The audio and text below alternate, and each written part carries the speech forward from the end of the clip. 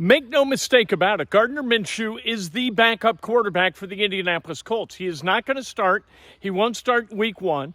Anthony Richardson is going to be the starter, but that's not going to keep Gardner Minshew from being a pro, figuring out how he can help this team, and offering insight on a number of topics. And that's what he did at minicamp when he talked to the media. He talked about Shane Steichen. He talked about going down to Florida with the receivers and with Anthony Richardson to help get them and him ready for the season. First question he was asked about how cool it is. You know, Shane Steichen and Gardner Minshew worked together last year with the Philadelphia Eagles in a different role. Shane Steichen was the offensive coordinator, Nick Sirianni, the head coach.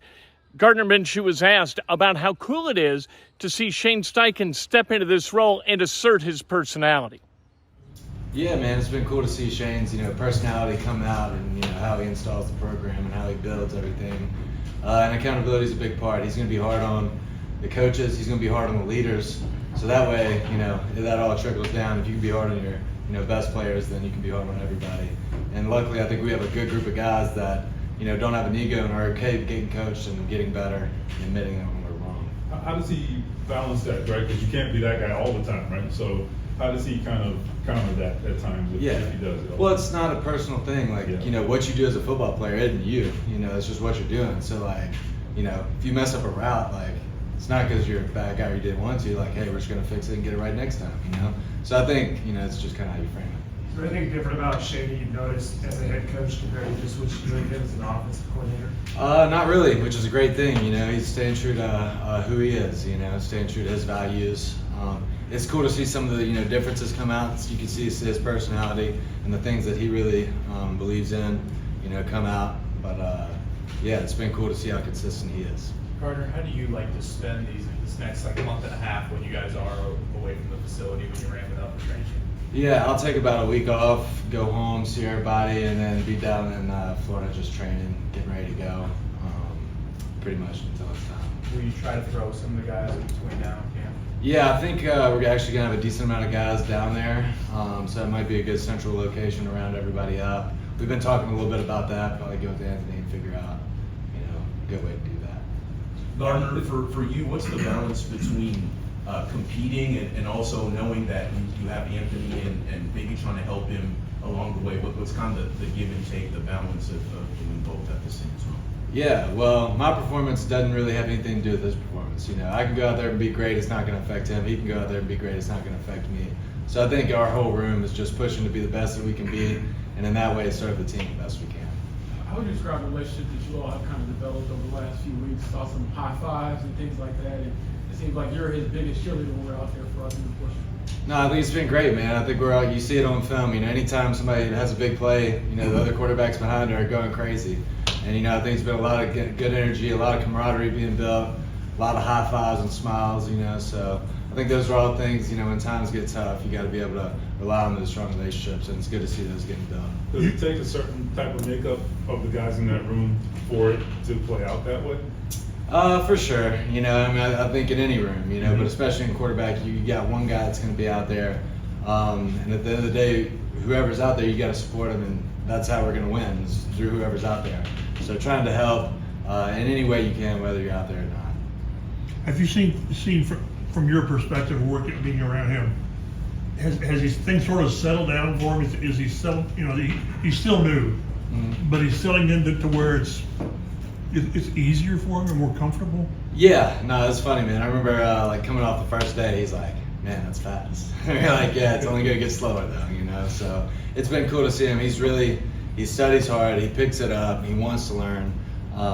So he's been doing a great job there, and he has been improving steadily, and I think he'll continue to. Along with that support and the relationship that you guys have, it looks like it's pretty competitive in the drills too. You guys been pushing each other in that way as well? For sure. I mean, the only way to get better is to push each other and try to be the best you can, and having somebody right next to you, kind of naturally picks that up a little bit. So it's been fun, man. I think we got a good group, and look forward to continuing working with them. Do you? I mean, you talked about just kind of worrying about your own performance to a great extent, but can you take some joy in watching the young quarterback, make a big play or figure something out, and see that development? You were there one time. Yeah, absolutely, man. It's awesome, kind of first time kind of being the older guy, you know, it's a little bit different. So, you know, it's cool to be able to help and, you know, wherever I can, you know, help him and to see the things that he's picking up. It's exciting, man, because I remember, you know, kind of doing the same stuff and remember how hard, but also how fun it is, you know, when that starts clicking. So it's been cool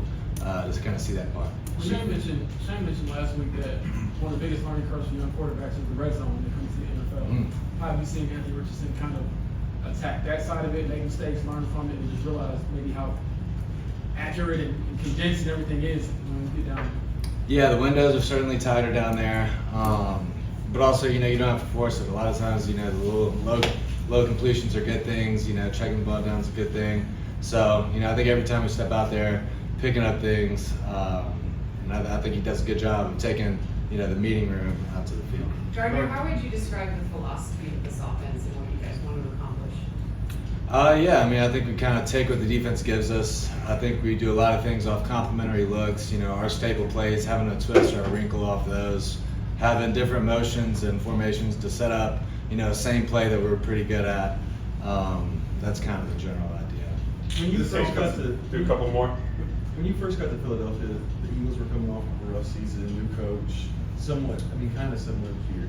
What do you think you learned in Philly about, you know, the way you guys, like what you guys take away from there that can take you up quickly? Because you guys got a lot better really fast in Philly. I think we were super process driven in Philly. That was one thing Coach Sirianni was all about. You know, he loves his plants and how the plants grow, you know.